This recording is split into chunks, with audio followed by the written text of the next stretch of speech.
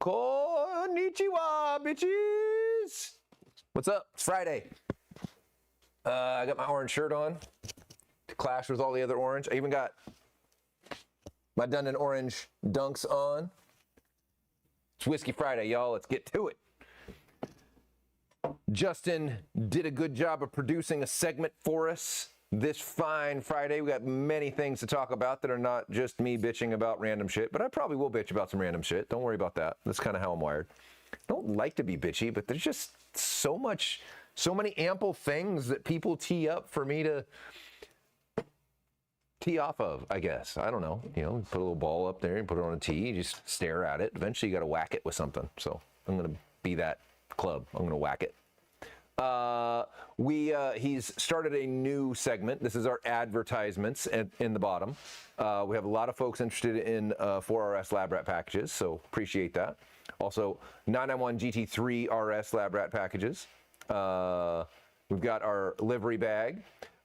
And over here on the right, all full of gray, is our weather segment. So those of you who happen to be at Road Atlanta, it's going to be thunderstormy for your weekend.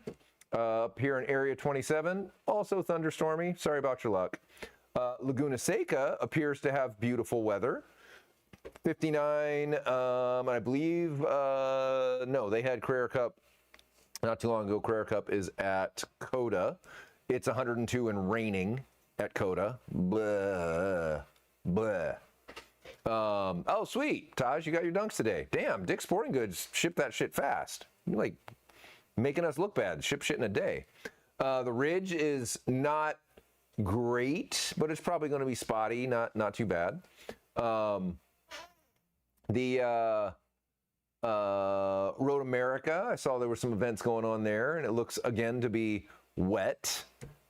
Fuji, wet. Coda just looks miserable. I'm sorry. 100 degrees and raining. Fuck that. Yuck. That's all I got to say. Looks like International. Tsukuba. Raining. And 66. Sebring. Looks hot as balls. Does that say 97? 95 on Friday and 97 on Saturday and Sunday. Yeah, screw that noise. That's way too damn hot. Damn, it's not even that. It's May. What the hell's going on? Global warming. Could go to Yaz. Looks like it's going to be beautiful in Abu Dhabi. 91, 81. They have most of their track days at night at Yaz. We have been very privileged to join the GT club there in the UAE a number of years ago. It's going back almost 7-8 years ago. I forget. 2018, maybe? Yeah, maybe 2018. That was really fun. Never been to Silverstone. They look, of all the places, they're going to have a nice weather weekend in the UK in May. How about that? So 63 and 45. That's kind of our kind of weather. How we like to roll. My whiskey cam is not whiskey camming. It's just fingers pointing. But Oh, yep. there we go. See, it's just in my face. So that's the weather segment. We'll keep rolling with that. For those of you who don't know the weather when you're going to the track, we can help you out with that. I would hope you would know your own weather, but if you don't, catch us on Whiskey Friday. We'll give you the updates. Justin had a comment. Welcome, Justin. God's crying because we can't get aero for the 997 yet, brah.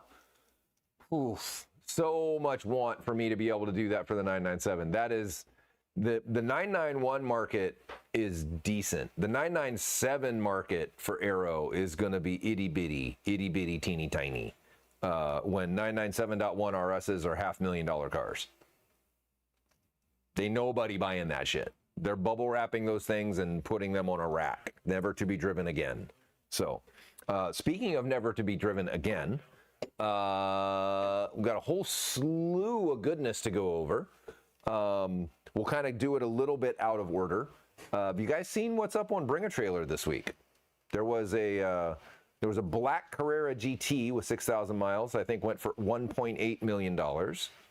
And there is also a very well documented one of 28. It's a 910, correct? 910. 910. Yeah, there's only 28 of these. 14-inch magnesium wheels, magnesium block, all original, documented all the way back to Austria, not Australia. And it's currently at 1.3 million bucks. Let's go pull up that article. Holy bats. So it's if you got the the juice, then show up to play. That'd be one to grab. That is definitely better than a Sunderwunsch 992 GT3 RS by a long shot. There's only 30 of those in the whole world. They can never make another one. So show up to Cars and Coffee in that, people will be like, what the fuck? My understanding, they did quite an extensive refurbish on the car, starting in the mid 2000s and just recently finishing up a few years ago. Looks pretty dope. Looks terrifying to drive, as most cars should be. Fiberglass seats, fiberglass intake.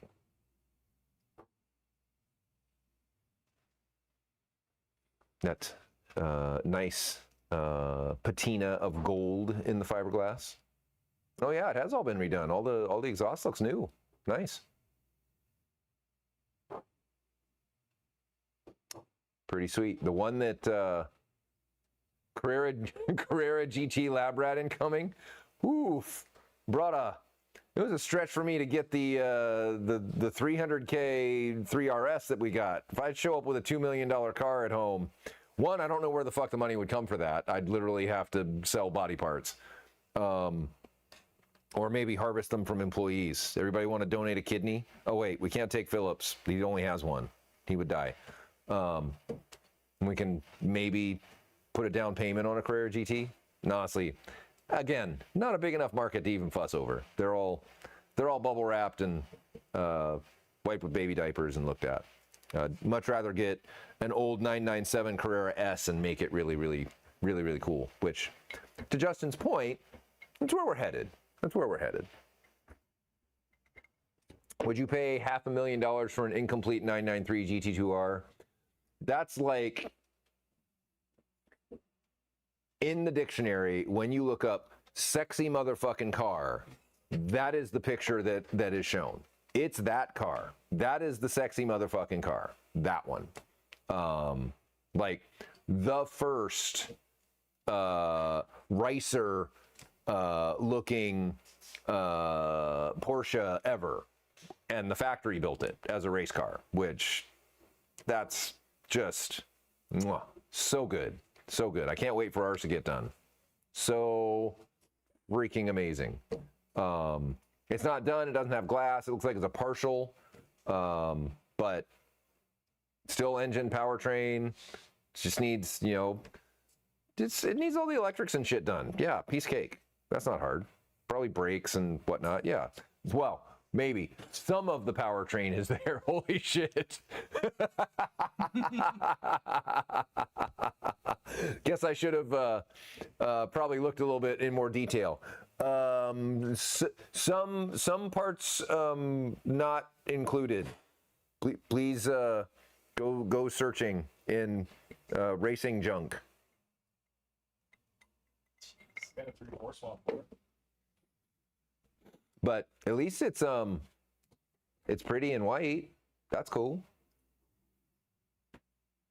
Let's see what else we got going on. Let me check my cheat sheet. Oh, there's been a mule going around the Green Hill, which we'll talk about the Green Hill a little bit more. We got some exciting things coming up from conversation we had with some new friends there.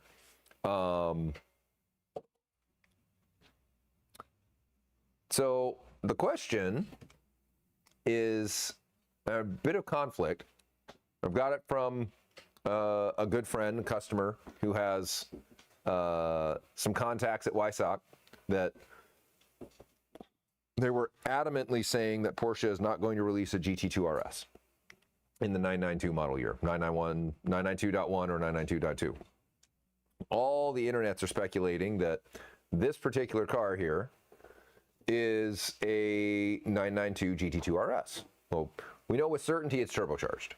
It's probably also got some hybrid action. You can see in the back difference of stuff. They got some outlets for intercoolers, probably inlets for intercoolers. They got the exhaust kind of put off to the sides. The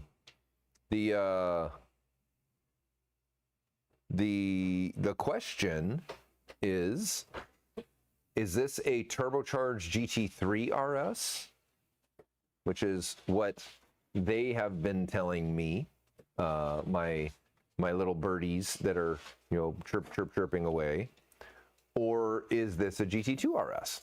Also notice that it has 5-lug wheels, and it's not filling up the front arches with the actual fender width and the front tire. So it's curious. It's got 5 lugs, and it's needs much wider front tires than what it's running. Probably both front and rear. You could put more rubber around it, period. So yeah, this is an interesting discussion point. Suppose we'll find out in due course when Porsche decides to actually announce it in its in the way that they do. Maybe it's a 2RS, maybe it's a 3RS. Honestly, it doesn't matter. Who cares? I still think the wing is extended. So Justin believes that the wing is bigger than the 3RS, and it might be. The flap might be a little bigger. It's a little bit hard to tell. It is curious that it is a different color, with foil tape on it, right? Maybe they're checking something. So we shall see. In the months to come, we shall see. See what else we got. Shame on the photographers for not getting a good detail of the tires. Right? If that was me, I would have wanted to see what tires. What tire was? It's a Michelin, of course. But no markings. I would have. Oh, interesting. I would have zoomed in on that. Wild. Like literally, it doesn't say. The car's moving. I would have, because it's super far away shot. Yeah, fair enough. Let's see what else is going on. We got a bunch of stuff going around. Oh, grab that video with Charles with that wire harness. That's been one. So we've been working on some of the project cars that got pushed a little bit because of Smokies. We've been trying to get more of them across the line. We've got 2 here that have been long time residents, I guess you would call it. We want them the heck out of here. One is our 996 GT3 project that has a 991.2 GT3 4-liter. It has a that one. We'll come back to that, but yes, that one. It has a PDK transmission in it, And originally our plan, so originally that car was a manual, and the owner killed 3 engines with the manual by compression downshifting, where you push the clutch in, you blip the throttle for your downshift. You don't actually get it in gear and release the clutch while the revs are up and matched to the drivetrain speed. You let them fall, and then you put it in gear and you pop the clutch, and ring, the engine gets spun all the way back up to where it was. Generally speaking, engines don't like that. They don't like that kind of run up that quickly. You want to give them, they want to do it from exploding gas in a cylinder, not from twist up from all kinds of things. So we told them we're going to put a PDK in the car.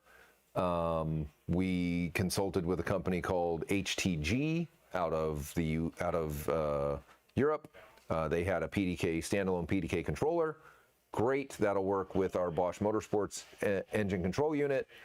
And we're finally at the point of being able to do something with it. They have hence kind of gone off the rails. We are in touch with one of their employees. Thank you, Adam LZ, for getting us in contact with Adam, who's the software engineer or ex-software engineer for HTG. He's been super helpful as we try and get through this. But this is the wire harness that we got from HTG. Charles started pinning it out, checking some things, and he's like, what the fuck? This is all wrong. Some of the reason why it's wrong is this. Oh, look at that. Those are supposed to not come out of the pins. They should not be able to be just pulled out at all. This was a $2,000 patch harness, by the way, that we paid for. And it's savable, but had we plugged this in, the 12-volt power would have gone into a frequency output into the Bosch MS6 and fried it, probably fried the board. So yeah, this is one wire of the whole thing actually held in there. Fucking A. So this unfortunately is, when you rely on other people to do things and buy things, this is sometimes, sadly, for new vendors that we have to deal with for things that other people don't do, this is what we have to deal with sometimes. So Charles has spent, this was supposed to be, get this put in the car. This started on Tuesday. It's Friday. We're to here. So he's going to have to redo this wire harness. That'll happen probably Monday, Tuesday next week. And then we can kind of keep going. We'll probably have another wire harness made. Adam's offered. Adam's been fantastic to work with. When I reach out to him in WhatsApp, I was just chatting with him not too long ago. I'm not sure where he's at. He does travel quite a bit doing work. He was down in Texas working on Corvettes, doing some stuff there. So we're hopeful that with his help and with getting this wire harness correct, we can get some of these long-time interlopers hanging out here forever, out of the building. Get gone. I don't want to see you anymore. Yeah. So we can get on to all of the other projects that Jamie owns, aka Dundon owns. They're Dundon projects. So Pumpkin, which we should have a finished printed circuit board that's in process, probably end of June, so we're about 6 weeks out for that, which would be fantastic. So maybe by July we'll be able to get Pumpkin kind of a little bit more sorted. Justin, to your point, to your question, yes. So generally how we do aero and suspension tuning goes something like this. You can do a wing on stock suspension, generally speaking, because we don't turn the wing all the way up, right? The wing can only be at a certain amount. What's up, Sean Reed? How you doing, brother? Wing can only be at a certain amount before it unbalances the front and you're doing wheelies everywhere. So for a Valkyrie wing, that's about 2 to 4 degrees, generally speaking. when you don't have any front aero. At the point where you want to add front aero, like one of our splitter packages, then you need to have much more direct and robust control of the chassis and how it might want to pitch, mainly pitch forward and bury the nose of the car in the ground, which can be dangerous because you can lose steering, you can lose front brakes, lots of bad things can happen. It's at that point that we mandate, we don't recommend, and we will not sell you a splitter without having MCS on the car so that we have the level of power necessary to keep the front of the car from burying itself in the ground. And that comes from the amount of power that the dampers have to be able to control the front end when we can turn the compression up a little bit. Now, once the dampers are on the car and we have the settings, even without the aero, we don't have to change the settings much to be able to accommodate aero. They're just that good.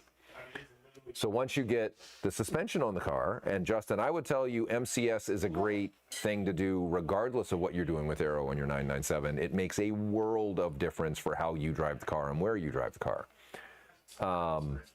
In addition to all of the 997 suspension parts that will soon be through prototype and alpha testing and available commercially. So tension arms, inner control arms, tie rods, toe links, all that good stuff. You could have just said, yeah. Nice. That's not how you roll in the ER, though, dude. Somebody shows up with something and places in their nether. You're probably going to ask a lot of questions and tell them the whole story. Would be my guess. I don't know. Want to be the dude hanging out behind to listen to that? Probably pretty funny. Anyway, so because this is instructive for many, the suspension has to be able to support the chassis before we start turning the aero loads up. That way, it all works together. Sorry, I have a bit of cherry stuck in my tooth and it's bugging me. Give me 1 second here. Very professional. I'm glad Simon isn't here to be giving me shit. So, that is the answer to your question. That's the gist of it. Yes, where was I? We're going to the track. Going to the track. We're going back to the track. We're going to the track. We're going to go to the track on the 29th here in a couple weeks. We are going to be testing some new spring rates in the Labrat. There we go. That one. And we're going to put some fresh rubber on the white one and let Ted have some fun at the ridge and see if he can set a number. My expectation, he goes about as fast, if not faster, than he did in the 4RS, which is a low 140. He's only a few ticks faster in the 3RS so far at 139 and change. So we'll see. We'll get another set of Supercar 3Rs. We haven't decided when. Probably going to wait until we get some more aero bits for the 3RS. We do have a set of Trofeo RSs for the 3RS. So, but that's not yet. That's not yet. What else? More updates on mouse.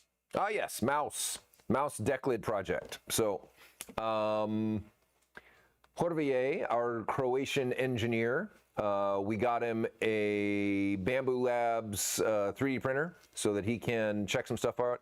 Ours is coming with the fancy 40-watt laser on it, so we can make things burst into flames, throw some bugs in there, and watch them explode. You know, that's what you do with that kind of shit, right? So this is the Bamboo Labs 3D printer. Pretty awesome. It's already got the Dun sticker on it, which is great.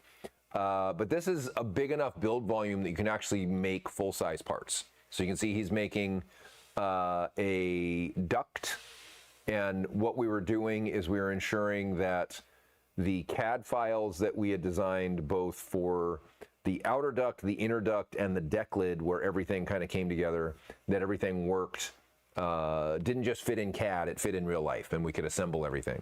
Horvier did a great job. He printed out sections of the deck lid, the duct, and the inner duct that directs things directly into the airbox, which, by the way, not to pat ourselves on the back, but we're going to pat ourselves on the back. That's working incredibly well. The ambient temps, the intake temps versus ambient temps on the lab mouse are within a degree or two of each other at speed. It's insane. With the ducts and the airbox and the whole thing we have in there, it's just, oh man, it's all working so freaking well. So freaking well. Kudos to Charles and Jorge for their hard efforts on doing this, and making sure that it's really working well, that we're getting great pressure wave, ambient pressure in there. We're keeping the temperatures down. It's great. And yes, Ted, that is true. Ted has not yet gone for a number. He's not driven the RS in anger.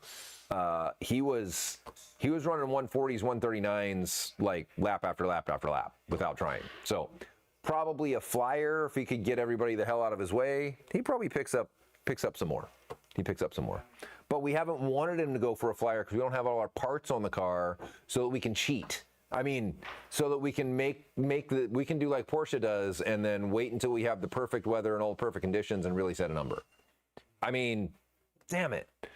That everything we do is at the most difficult way to do it. And yeah, I'm going to stop talking. Anyway, cheers. Had some great conversations with some customers down in Texas. We may see a beautiful orange GT4 RS end up with some of our parts. Not sure if it's going to happen or not. Yeah, seriously. Aluminum plenum and manifold would help even more with it, especially if we left the car parked and idling for an hour before we went out on track. I'm sure that would be even better. But, you know, that's reverse thermodynamics for those who have been paying attention. That's when the aluminum pulls heat out of the colder air and moves it into the hotter aluminum. Because, you know, when you hold your hand next to a hot aluminum pan on the stove, the pan, it feels cold, right? Because it's pulling heat from your hand into the pan. No? Oh, somebody should call those guys that make those aluminum plenums for sale. Because that's what they're telling you that they do. They don't actually do that. So, that's unfortunate. So hopefully we see some more creation of Labrats down in the Texas area. I understand that their season is quickly coming to an end, at least until the fall. It's starting to get hot, and holy balls, like we said, it's 102 degrees and raining at Dakota right now. Blech, yuck. No, thank you very much. So that's what's going on here. We had a wonderful result by a 992 GT3 customer, somebody with a full Labrat package, so Aero, MCS. Do not remember if he had power parts. Ted might remember. His name is, let me find it, David Marcus, and all the parts were installed by our friends at 9 Sport Motorworks. Andreas and Wes down in Florida. Do we have a picture of his car? You do not. I do not. I like it a lot, but I do not. Anyway, he got third in one lap of America, which is saying something because they typically bring some heavy hardware to that. Goes to show that they're decent drivers. Full jam, fantastic. So they had everything. They're good drivers. They had a great steed that was very reliable, and they were able to put it down every time. So good for them. Congrats, gents. Very happy to see folks getting parts and using them and driving their cars. That, at the end of the day, is the point. We are in need of another full-time welder. One of our young bucks, Colin, the young man started here year ago. Just about a year ago. Yeah, he was just finishing up with trade school, with welding school here locally at Olympic College in Bremerton, right? Where's OC? Bremerton? Yeah. And he wants to go pursue his goal of being a wildland firefighter. Yeah, he's going to go put out fires on wildlife. All the deer that are on fire. He's going to go around and like. I mean, kinda. That's not so far wrong, but that's not exactly the picture that I had in mind. So he's going to be taking his training for wildland firefighting. That's what he wanted to do when he went into welding school. He is a very, very good welder. Any of you who have had our GT4 RS mufflers have seen his handiwork. He's very good, very meticulous. He literally, half the time when he's here, I don't even know he's here because he puts his helmet down and he just disappears. He's just welding the whole time. Great kid. And here in the fall, he's going to go to EMT school. So we need a new welder. Anybody who's out there that has GTAW experience,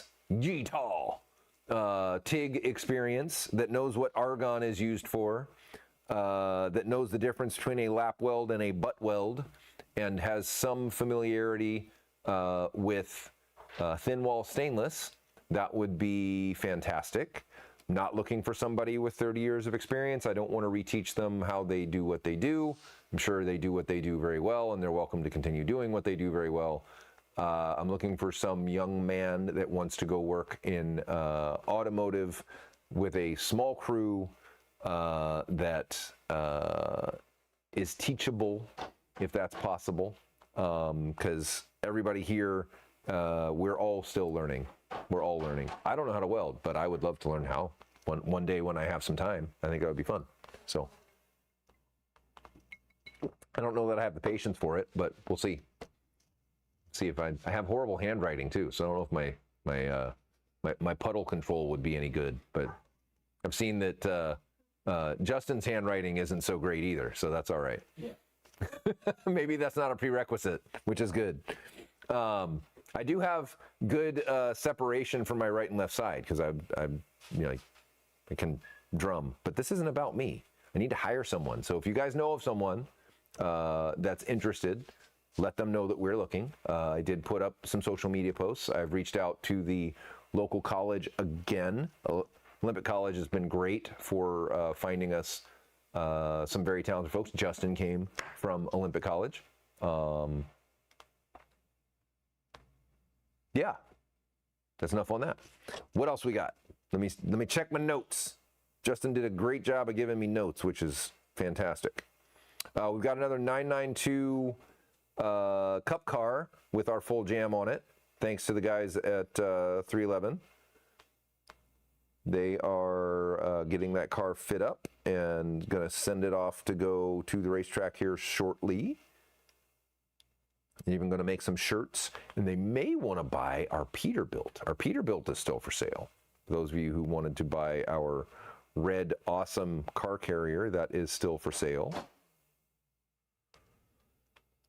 Oh, where's my list? Let me get back up here. There we go. All right. Yep, did that. Did that. Did that. All right. Turn over some questions. What do you guys got for us? We got Charles did not burn the place down after fighting with that wire harness all week. So that's a win. I'd call that a wonderful win because he rightfully could have just pushed that car into the parking lot, accidentally doused it in gasoline and lit it on fire. Accidentally. Oops. And now you guys know why we don't do service, because any of your frustrating ass cars that have crazy ass problems, we literally roll them out in the parking lot and burn them to the ground. I'm kidding. We wouldn't do that. But am I? Oh my goodness. So, Glued plastic parts? what's up? Glued plastic parts? What about plastic parts?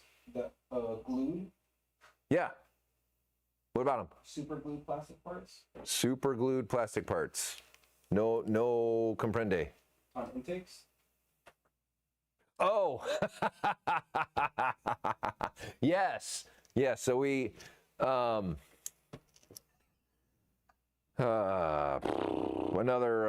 wall of shame, shame. Um, A person.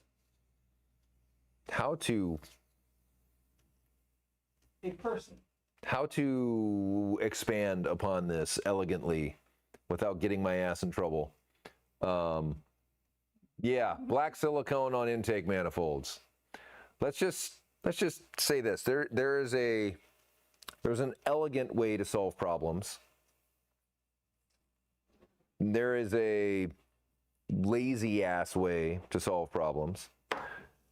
And when you choose the lazy ass way, it's going to have ramifications at some point in the future.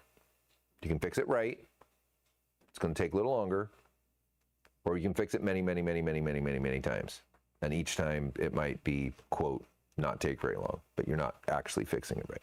So the 997 intake manifold, we've designed it in such a way that it has O-ring seals. And those O-rings have to be lubricated because of the nature of the 3D printed manifold. If the O-rings are not lubricated, and we give you that petroleum jelly and that special lube, so that everything slides nice, right? It's well lubricated. We provide all of this, and some people don't read the instructions and don't realize that that's what they need to do. And so when they get it all together, and of course they don't pressure test anything or smoke check it when it's easy, they wait till the whole engine's back assembled and then they pressure test it and they realize that it's leaking. Well, it's leaking because when you put it together, the O-rings rolled because you didn't use the lube. So you got to use the lube, got to use the O-rings, squeeze it all together, bolt it all together, stays together beautifully, doesn't leak. It's fantastic. In this particular instance, this technician installed this, and they decided, I know better than the guys that made the parts. I'm just going to squish some black RTV in here all around, squeeze it together, fucking full send it. Now, here's the problem with that. At some point, this customer tracks this car a lot, loves this car, and he's been a great customer. He's a great guy. He built a 4.2 out of the engine, so he needed an engine rebuild. It was a 3.8, needed to be a different car or different engine. It's a Metzger, they need rebuilt. Comes 4.2, great. The guys that are putting the engine on put the manifold back on, and now at this point the manifold is glued together. It's literally one piece. The only way this could possibly come out is with the engine out of the car. So they had it off, they put it back on, it leaks. Well, why'd it leak? Because they took it off, and as soon as they took it off, they wiggled it a little bit, and all of that shit just cracked. That's why it leaked. They also can't get it apart because it's glued together. So now they're like, what the fuck? So of course, they call us, hey, this is a problem, it's leaking. They didn't tell us it was glued together. What do? We do what we do. We're gonna send you some new parts. We wanna make sure the customer's taken care of, everything's okay, blah, blah, blah, blah. Is that what we do every time? No. This is a special dealer relationship that we have with these guys. It's Autometrics. I trust Eric and Gordon. When they tell me something's effed, it's effed, because they have installed a number of our parts very successfully. Alex Berghorst has had a bunch of our stuff done at Autometrics. A number of other Lee Keen, number of other customers of ours have all had great experiences there. Everything got installed right, no issues. So I know they're not dipshits, and I know they're not like blowing smoke up my ass that they need a new part. When they say they need something new, they need it. Done. We send it. Got it to them next day. They had everything done. Everything was great. New parts went together fine. We finally got the other one back. Now we know why there was a problem. Because the guy who installed it before they didn't do it right. Don't be the guy that doesn't do it right. So I'm full of helpful life tips for you. Like whiskey. Yes, Justin, he did. He got it there. Alex, Autometrics, and GMP, and I go back to my very first Smokies, where Alex got his first exhaust from us and something wasn't right. So But we got all that sorted. Alex is fantastic. He gets all kinds of goodies from us. And his 997 rips.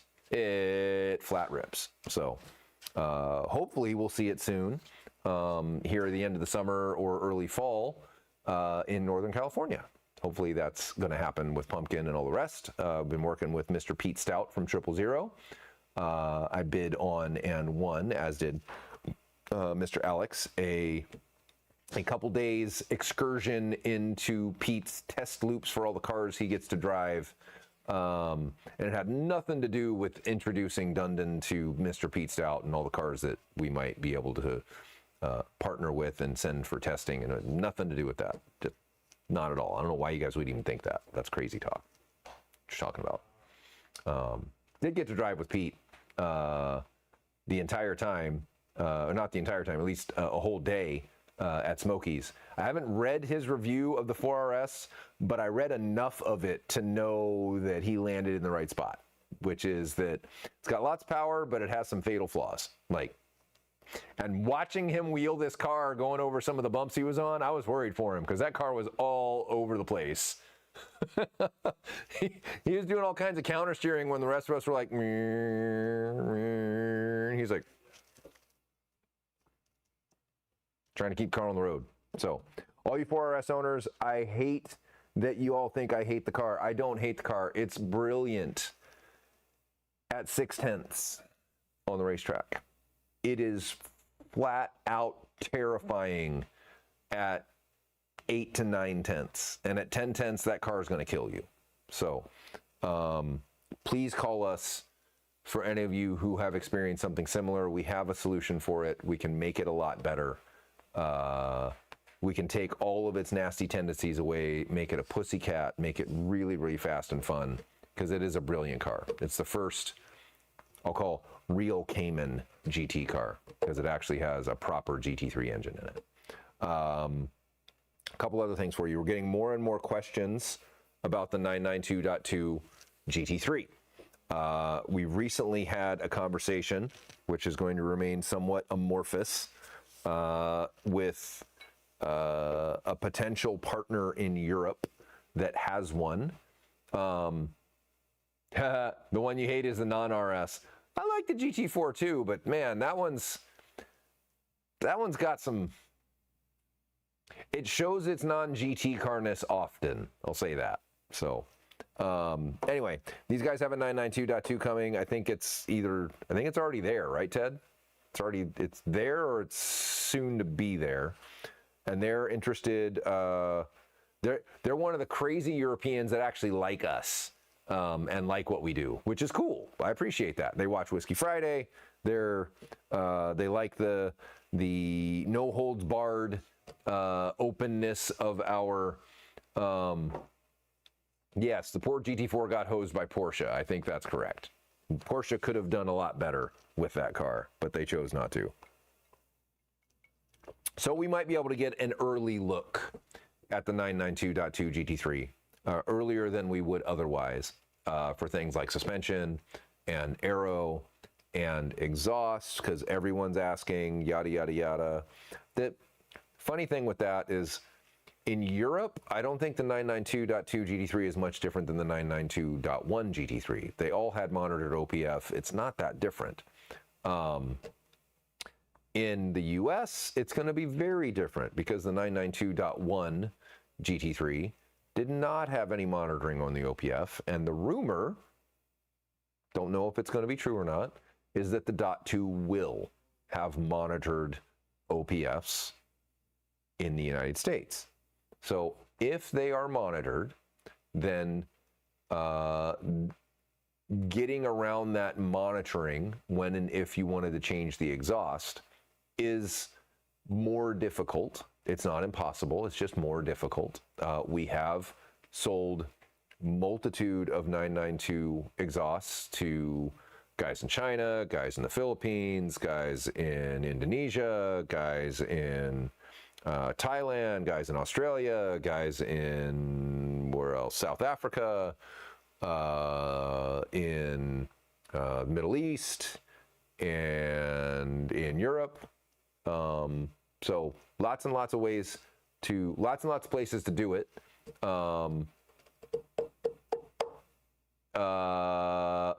Why, that's interesting, Mr. Sean Reed. Crazy. You actually, yeah, potentially. We're actually, there's something we're doing. It's a little bit more simple than that. There's a company in Germany that makes a little device you can plug in that just kills the check engine light. It sees it, says, nope, we don't need that.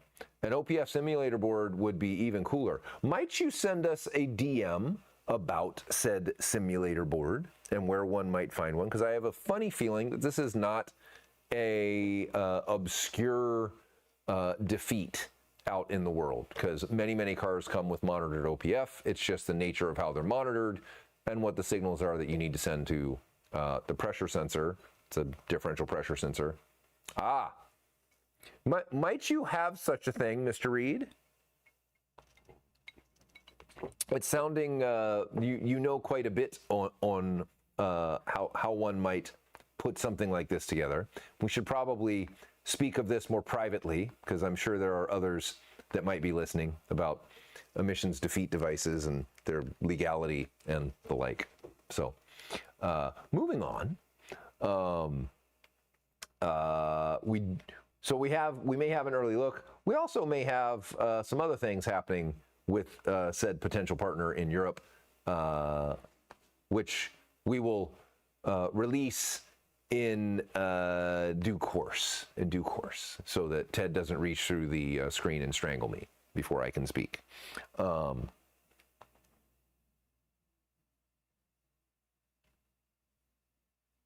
to think if there's any other news that's good to know as of right now.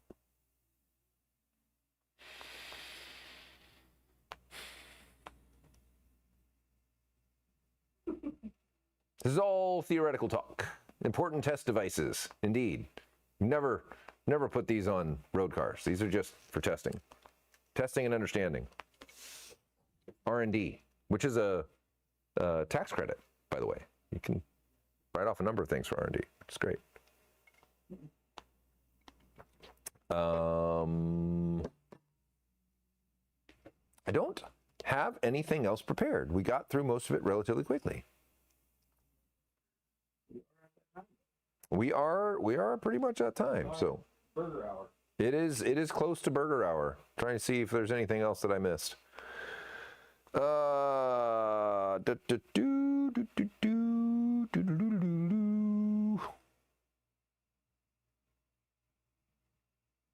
Did you show a picture of the GT2? Which one? The one that's for sale, the GT2 R. I did. You did? Okay. God, it's been so long. I can't even remember what we've already seen.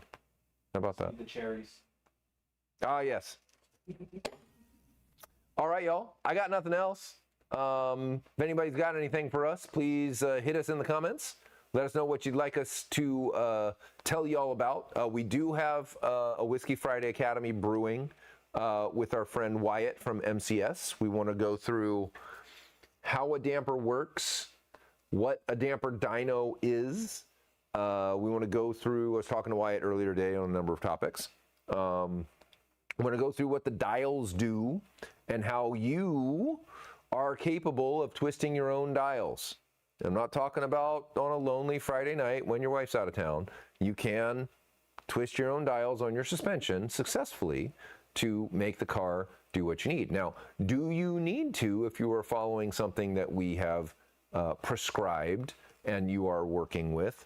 You shouldn't need to, but if the car is doing something that you don't like, there are ways that you can twist some dials and make that particular behavior minimized. You might introduce other things, but we can talk about that. This is something that we're going to put together here over the next few months with our friend Wyatt from MCS, so that we can continue to help all of y'all help yourself. Help you help yourself. Will it be open Heckle Forum? It's always open Heckle Forum, brother. You're here. So, no doubt. No doubt. So, I I have nothing else. It seems all of y'all are having a wonderful Friday. I wish you a wonderful weekend. Hopefully where you are it is sunny and you can get your car all shiny and go for a wonderful drive. I plan to do the same. The dial twisting is so open-ended. It is, and it was intended to be. I said it that way. Better than, you know, if there were like nipples on there and they told you to twist them, that would be... There are nipples on the canisters. They're Schrader valves, but Schrader valve and nipple doesn't have the same ring to it, so... And with that, I bid you and all of your nipples adieu.